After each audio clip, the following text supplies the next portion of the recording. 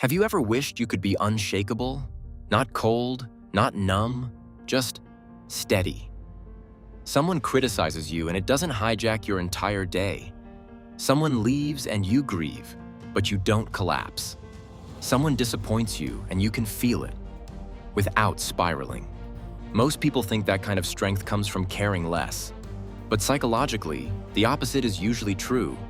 Real strength comes from feeling more clearly and reacting less automatically.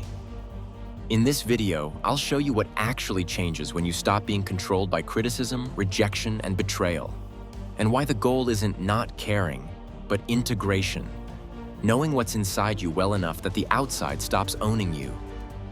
And by the end, you'll have a simple method you can try for 7 days. A lot of people try to become strong by shutting down. They say things like, "I don't care anymore. Nothing gets to me. I'm above it." But if you're honest, the pain doesn't disappear. It goes underground. And when pain goes underground, it tends to leak out as anxiety, irritability, numb scrolling, overthinking, or sudden anger. So let's define the real goal. Emotional strength isn't being unaffected.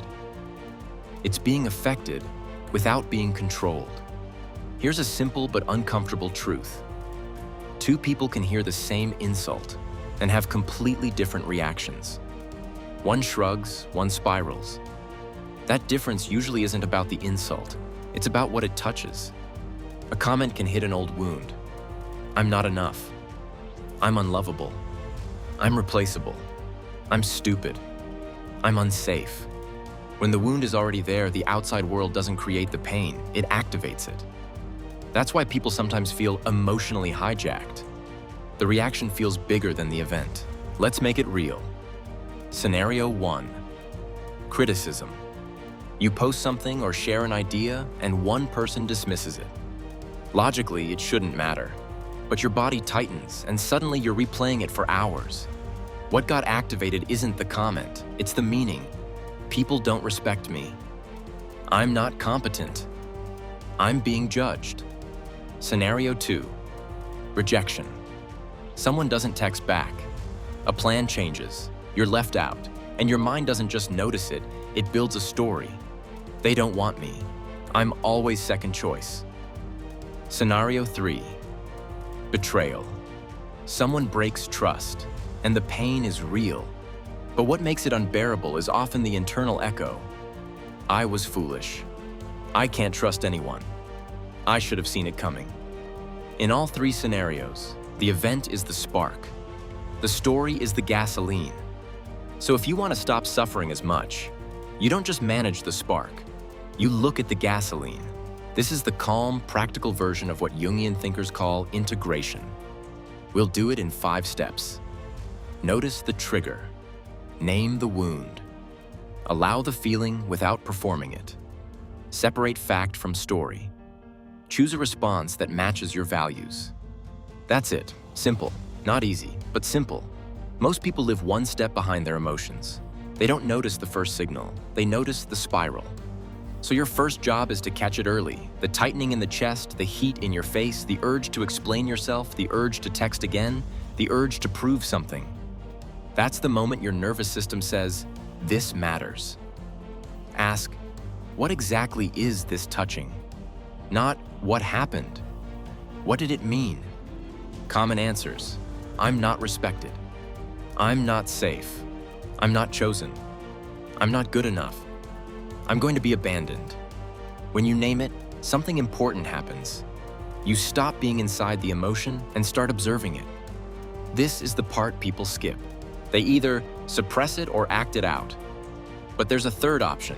Feel it privately without making it a public event. You can be sad without begging, angry without exploding, hurt without texting paragraphs. A useful line. I can feel this, without solving it right now. Now ask 2 questions. What's the fact? Example. They didn't reply today. What's the story? They don't care about me. I'm always unwanted. Facts are usually short. Stories are usually dramatic. This step is not gaslighting yourself. Sometimes the story is true, but you don't want to live inside assumptions. You want to live inside reality. So you pause long enough to check. Is there evidence? Is there another explanation? Is my nervous system filling in blanks? This is where emotional freedom actually happens. Because the strong person isn't the one who feels nothing. It's the one who can feel something and still choose. Examples. If you value self-respect, you don't beg for clarity. You ask once, then stop. If you value honesty, you communicate cleanly, not dramatically. If you value peace, you don't argue with strangers online to prove your worth. If you value growth, you take feedback and discard cruelty. Your emotions become information, not commands. In healthy terms, stop giving automatic reactions. Stop giving your nervous system away. Stop giving people the power to define you in one moment. Stop giving your past wounds control over your present choices. You still care. You just care with boundaries. If you want to try this, do it for 7 days. When you get triggered, don't respond for 20 minutes. Write 2 lines, fact versus story. Ask, what response matches who I want to be? Choose the smallest healthy action, then stop. And one important note, if you're dealing with deep trauma or panic, this isn't a replacement for professional support. It's a tool, not a cure. You don't become unshakable by becoming harder. You become steadier by becoming clearer. The world will still disappoint you. People will still leave. Criticism will still exist. But when you know what's inside you, the outside stops controlling your entire nervous system. That's emotional freedom. If you want, comment clarity and tell me which one hits you most: criticism, rejection, or betrayal.